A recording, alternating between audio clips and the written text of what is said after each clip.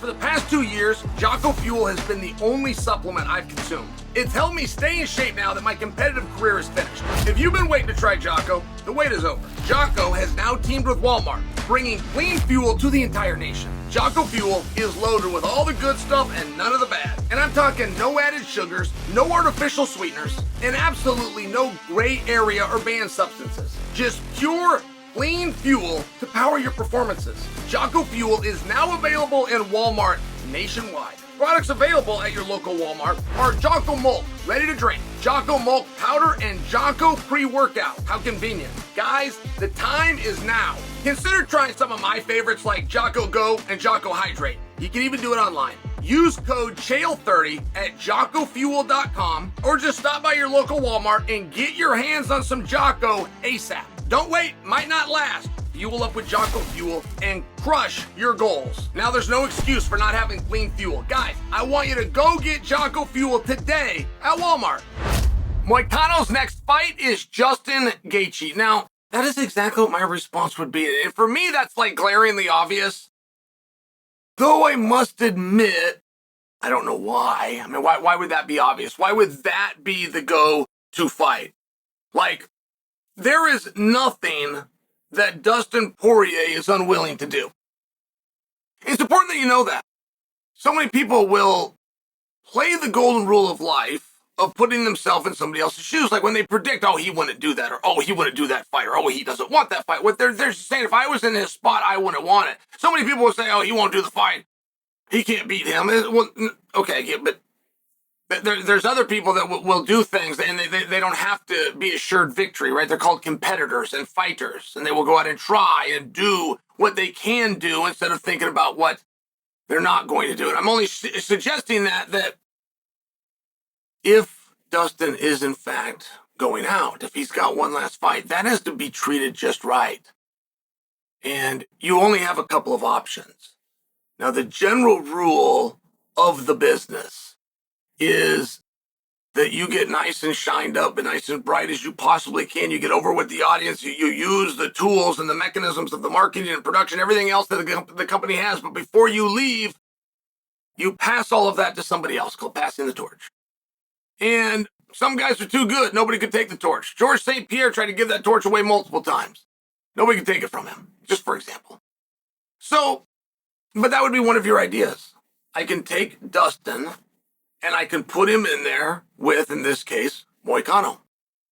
And Dustin is saying goodbye, and Moicano shined up, and now I can use Moicano for anything I want, for main events or for title fights. He would be built up and he would be ready. But you would always also run the risk that Moicano doesn't take that torch, same as Georges St. Pierre didn't let go of that thing. And it just creates a little bit of a harder spot. When that guy goes out on top, what do I do? Or you could find yourself in a different situation where you found another legend that maybe is in a similar spot. That is very rare. In fact, it's rare to the point that I can't offer you an example of a time that it's happened. I can't offer you two stars, absolute stars. They're going to fight. And prior to the fight, they both agree. If I lose, I retire. If I win, I retire. I can't remember that time. But Dustin is in a unique spot. And I'm only bringing him to you as a name, as a suggestion. And I think that you would agree with me. If you got over on Dustin Poirier, you could then do anything. Fight from titles, main events. There'd be no argument that you couldn't fit nicely into. And Justin Gaethje brings those same accolades. But there's one difference, which is you don't have to be as careful with the bookings of Gaethje because he is not in a situation where he's saying my next one is my final one. Moicano turns out to be a heck of a lot better than we knew that he was. But he also turns out to be more of a veteran than we knew that he was.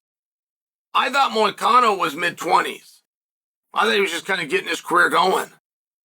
He did an interview where he said that he's been in the UFC for 10 years and wasn't discovered until 3 years ago. Okay, great. Well, I was one of those guys. I didn't know about those previous 7. No problem. Just turns out he's not the spring chicken that I thought he was. Leads me to looking up his age. Find out he's 36 years old. And that's where you start to understand, hey, the clock is ticking. We've got to go. We've got something here that's hot. But also the wonderful hand, right? The wonderful bird in the hand that you have with Moicano is you have somebody who wants to be busy. We do not see a lot of that. We see guys wanting breaks and wanting time off, and I just don't understand it myself. I do not get it. You got to go get those matches when you can get them. Oh, and by the way, get them done with. Get the hell out of that business. Get yourself a nacho and enjoy watching the sport. I just share for you, right? If the numbers are going to be the same, if I'm going to do X amount of fights and I can get them in quickly and make this much money, or I can drag it out, it's one of those spots that when you have somebody like Moicano, who's red hot right now, but he also knows there's no time to waste. He's ready to go. I think it puts him in a very great spot.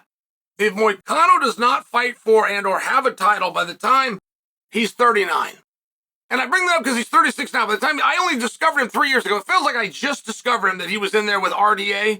It feels like that, but the reality was that was a little shy of 3 years ago. So if we do that again, if we do that same thing again, not getting a title shot at 39, gonna have a hard enough time getting one at 36. Not gonna get one at 37 or 38 either, for that matter. It doesn't matter if he wins all of his fights until then. He's not getting a title shot at 38 years old. So it's a situation of, well, let's get on with it. He sees it the same way as I do. And I do think that Justin Gaethje is one of those really great matchups for the same reasons of Poirier. If you get the jump on him, you could go anywhere. You can move up the card, be used in that capacity. You could go into title fights, be in that capacity, become backup fighter. I mean, there's just a number of things and spots that open up. So Moicano has spoke about Paddy the Baddy, and that's not new. That's not because Paddy's red hot or because Paddy's coming off such a great win over Bobby Green. Moicano and Paddy were trying to find each other. And by the way, it was Paddy's idea, just to remind you guys. Paddy's the one that came after Moicano. And then Green came after Paddy. The UFC made their decision. You saw Green and Paddy. But Paddy's not as young as you think either. He's not that new kid, 19, 22, either. That's not the matchup I love the most, and that isn't for the X's and O's of the rankings. It's the personalities. You have two great heels. You have two popular heels. It's a very rare thing. There is nothing more monetizable than a cool heel. You don't see it much. The Rock, Austin, for examples. There is nothing that prints money more from an entertainment standpoint, from a rating standpoint, from a merchandising standpoint, than a cool heel. Paddy, Moicano, both fit that, keep them apart, is my thought. Moicano tried to align himself with Dan Hooker. If Dan fires back and likes that idea, all of a sudden, hey, we got a really great direction. But before we get to that, we could be forced into doing that fight, right? Based on what Hooker thinks. So we could be forced into that. But before we get there, don't I make sense? Don't it make sense when I'm telling you to look at Dustin and Justin, and both are great answers, but I believe that Justin is the correct one? Doesn't that seem like even Gaethje would likely see it that same way? Gaethje was a champion going into his very last match, which was the most sought-after match of what, at least in theory, was the biggest card of all time, right? I mean, this guy's a straight-up hammer. It doesn't matter if he's coming off a defeat and the guy's coming off a victory. That match makes sense. Justin's got the rankings. He's got the support. He's got a lot of things. He'd like to get back on track. That match would do it. I don't know who would beat each other. I don't even know who the favorite would be going to that fight. And that seems like the kinds of things you'd be looking for to make a fight. I'm going to stand with it. I want to hear what you think about that and what you would change. But I'm going to go with Moicano versus Gaethje next.